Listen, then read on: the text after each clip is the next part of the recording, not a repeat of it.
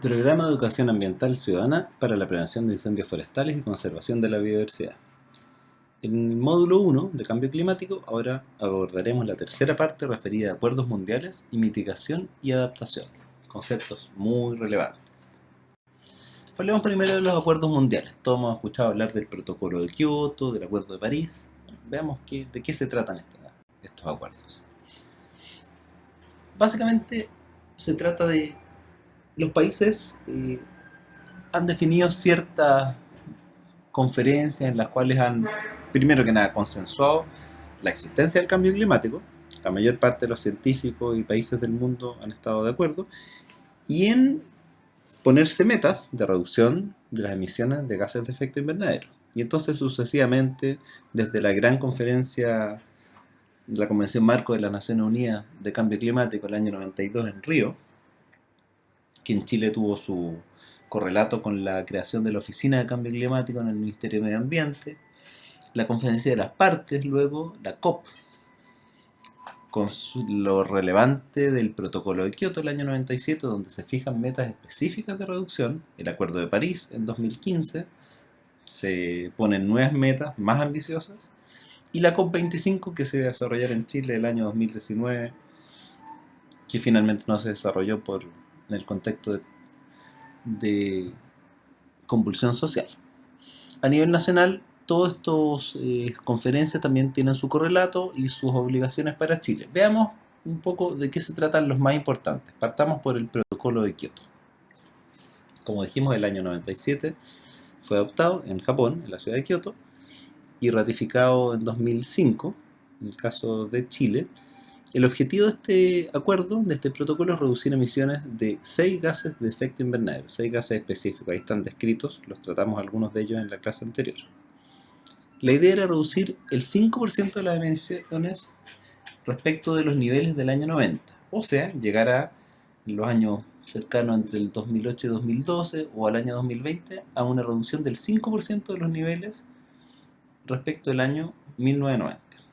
Estas metas eran vinculantes para los países industrializados, que son 37 más la Unión Europea, ahí los vemos, y en rojo Canadá, Estados Unidos, el mapa es distinto. En el mapa lo que vemos es un mapa de quienes firmaron el acuerdo en su momento, el protocolo de Kioto.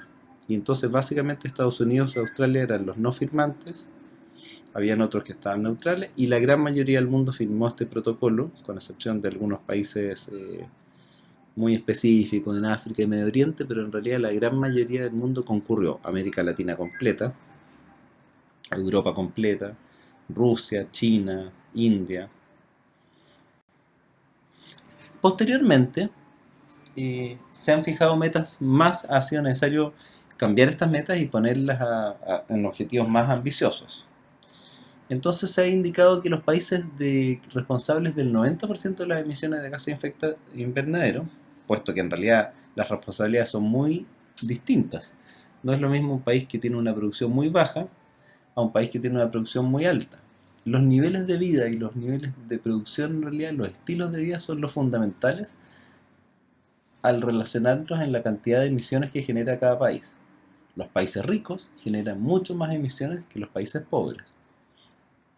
Los estilos de vida de las personas ricas también generan, por lo general, emisiones mucho mayores que los estilos de vida de las personas de menos recursos. Así también pasa con los residuos, etc. Y entonces el objetivo era mantener el calentamiento global sustancialmente por debajo del incremento de los 2 grados centígrados. Ese era el objetivo. Era un objetivo más dramático probablemente que incluso los de Kioto, el año 97. Y se iban a hacer esfuerzos para limitar el aumento para que no subiera sobre 1,5 grados. Pero lo importante era no subir sobre los 2 grados centígrados de promedio en la atmósfera. Aborda también otros temas como la adaptación a impactos, la manera de pagar dichos esfuerzos, porque hay todo un mercado asociado de reducción de emisiones. Hay países, como lo creó el protocolo de Kioto, que no podían reducir ya mucho sus emisiones, tenían buenas tecnologías en lo energético, andan mucho en bicicleta, tienen algunos autos de mejores motores, pero a veces era más interesante transferir recursos desde esos países ricos a países pobres que tenían vertederos sin ningún tipo de tratamiento, sistemas de transporte muy antiguos y muy contaminantes. Entonces podía ser más eficiente transferir ese dinero a lugares donde había una oportunidad más grande de cambio. Y bueno, también fija algunas obligaciones como el informar emisiones y los esfuerzos en un inventario mundial cada 5 años. Y esto es bueno porque se sigue con ya regularidad, hay una institución ahí creada. Vemos en el mapita abajo cuáles son los países firmantes, todos los que están en azul, prácticamente todo el mundo, con excepción nuevamente de Estados Unidos, aunque esto acaba de cambiar con el cambio de administración de política, puesto que Estados Unidos se había salido y una de las primeras acciones en el primer día de gobierno del nuevo gobernante fue nuevamente incorporar a Estados Unidos al Acuerdo de París. Hablemos ahora de mitigación y adaptación al cambio climático. Son dos conceptos similares, pero hay que entender la diferencia porque es relevante. La mitigación respecto al cambio climático son las acciones para reducir y eliminar las emisiones de gases de efecto invernadero. En cambio, la adaptación son medidas para reducir la vulnerabilidad ante los efectos del cambio climático. O sea, es cómo nos preparamos para el cambio climático. Mitigamos para reducir, nos adaptamos más bien para que nuestro sistema y nuestra vida se pueda acomodar a este nuevo escenario. En las medidas de mitigación, o sea, de reducción y eliminación de emisiones, tenemos el uso eficiente de la energía, y todos seguramente cambiamos hace algunos años ya buena parte de nuestras ampolletas de las tradicionales de mucho consumo a los de bajo consumo, el uso eficiente del agua, el uso de energías renovables. Chile estaba muy mal en este sentido hace unos años y hoy en día está en una situación privilegiada a nivel mundial. Tenemos mucho sol, viento, etc. El uso de transporte eficiente, la bicicleta es fundamental ahí, pero también motores de mejor combustión, nuevos sistemas comunes como son de transporte público, con mejores motores, etc. El reciclaje, obviamente, tan importante, y evitar la generación de residuos sólidos, el compostaje y la lombricultura. Todo eso por el lado de la mitigación. En cuanto a la adaptación, cómo nos preparamos para el cambio climático, la reforestación, por ejemplo, es muy importante. El considerar cultivos flexibles y variados según las condiciones climáticas. Esto ya se hace en forma tradicional en el campo, pero en el contexto actual probablemente nos lleve a tener que estar más atentos a esos cambios, a esas fluctuaciones en cuanto a precipitaciones y estar más dispuestos a hacer cambios y variaciones en nuestros cultivos. La investigación sobre eventos naturales es fundamental, puesto que en el contexto de cambio climático nos esperamos un mayor desarrollo de eventos catastróficos. Las lluvias pueden ser más concentradas, generando aluviones más regularmente. Las trombas marinas, cosa que existía, se sabe en la historia que han habido, pero últimamente hemos tenido con mucha mayor frecuencia y nos sorprendemos porque nos parecían de climas tropicales, pero bueno, acá están.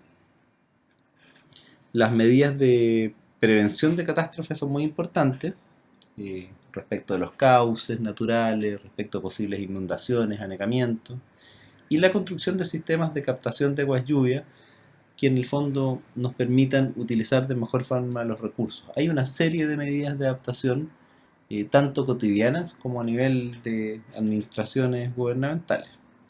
Revisemos en mitigación algunas imágenes y iniciativas que se están haciendo. Bueno, el Acuerdo de París, como mencionamos, y los acuerdos en general son parte de ello.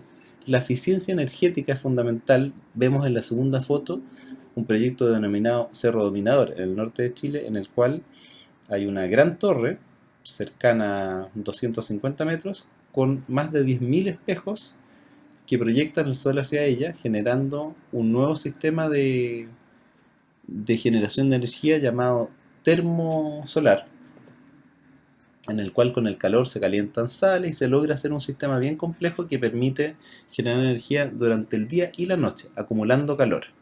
es muy interesante. Esto se ha desarrollado en Chile, es el primer proyecto en Latinoamérica de este tipo y el segundo en América. En Estados Unidos había ya uno, en España hay unos cuantos de estos, y esta es una de muchas formas de energía nuevas, renovables y muy importantes.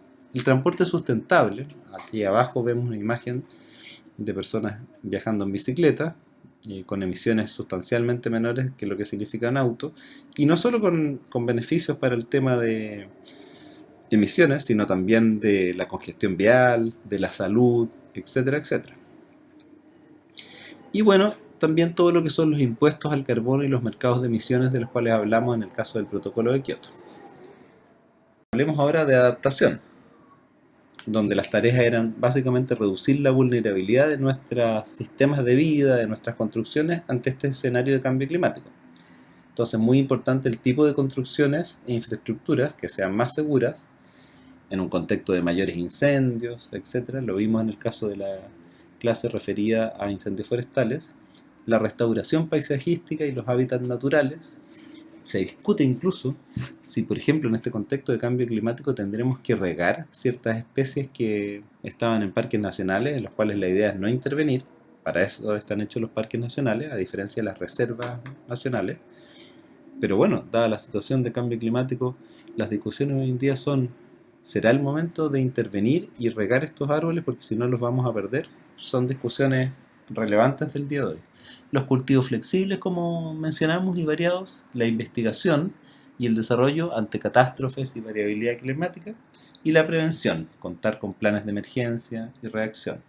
Veamos algunos ejemplos, por ejemplo, algunos ejemplos interesantes en cambio en este sentido. En la imagen que vemos arriba a la izquierda es un río en Hong Kong, en el cual a inicios del siglo veíamos ahí un canal, muchas construcciones precarias ocupando esta zona muy contaminada. Luego esta zona fue reurbanizada y se construyó una carretera de estas en superficie y en viaducto. Cambió totalmente el lugar, fueron erradicados muchos de quienes vivían ahí. Pero esas carreteras también eran propias del paradigma del siglo pasado, donde lo que queríamos era tener más vías para ir más rápido. Y en realidad lo que tenemos en general es más vías que generan más congestión. Y hoy en día las ciudades van variando, y la tercera imagen nos muestra el mismo lugar, pero en el cual se deconstruyó la carretera, se eliminó, y se recuperó el río, pero ahora ya no contaminado, generando un espacio público de gran interés para los habitantes de la ciudad. Una ciudad que ha ido cambiando, como vemos, con nuevos edificios y que demanda este tipo de espacio público. O sea, podemos ver casos donde efectivamente vemos evolución. Abajo vemos una imagen tal vez más modelada a la izquierda de lo que son edificios con techos verdes. Pero estas tendencias están ocurriendo en el mundo en forma más lenta que lo que quisiéramos, pero esto está pasando, muchas veces liderada incluso por vecinos, más que esperando una acción desde arriba, que también es importante. Y a la derecha vemos una imagen de agricultores cultivando producción probablemente orgánica. De hecho, cada vez es más común la demanda por productos limpios o directamente orgánicos. Estas son medidas de una otra forma en la línea de la adaptación al cambio climático, y es posible verlas adoptar, transformar nuestra habitabilidad, nuestras ciudades y también nuestra forma de vivir, no solo en ciudades, sino en el campo, con mejores sistemas de riego, con mayor preparación ante eventos forestales, eventos como incendios forestales. Te invitamos a revisar en la biblioteca el material de apoyo con videos de cambio climático y biodiversidad, actividades educativas y material didáctico.